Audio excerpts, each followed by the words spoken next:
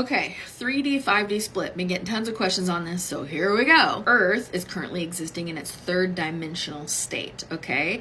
There are a lot of souls on this planet who are already existing in here on a fifth dimensional state. That means they've raised their frequency and they've gone through the densities, which is different than dimensions. That's more of an internal thing. They've gone through the densities to raise their vibration to exist at that state. So 5D is not a place you get to, right? It's not like a destination. It's more of like an internal journey, right? And then when we get enough people, enough souls on this planet that have risen their vibration to match that fifth dimensional state, the scales tip, and then we finally finish that separation. So right now, Earth, we have a 3D Earth, we have 5D Earth. They both exist at the same time.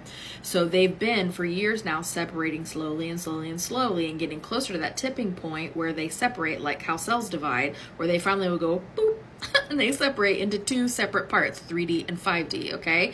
And you go with whatever vibration you match. So if you're existing in here as the 5D state and you are alive on this planet at the time that the split finally completes, then you will then move to the 5D state, and anybody who does not match that matches third stays where they match, which is the third density, okay? This is not a punishment. So many people think it's a punishment. It's not. You just go where you match, right? If you're still learning and growing and existing in the 3D state, there's nothing wrong with that, right? You need to be able to have your own space and time to go through all of these layers and levels before you go to the next one. So there's nothing wrong with it. The one is not worse than the other. It just happens to be where souls exist based on the levels that they're moving through. If your goal is to exist on the 5D state when that split finally completes itself, think of it like densities are like chakras, right? As you move through being focused on like just your base needs, and then you move through on your sacral, and then, you know what I mean? You keep going through all the chakras. These are different density levels. So the more you can raise yourself through here,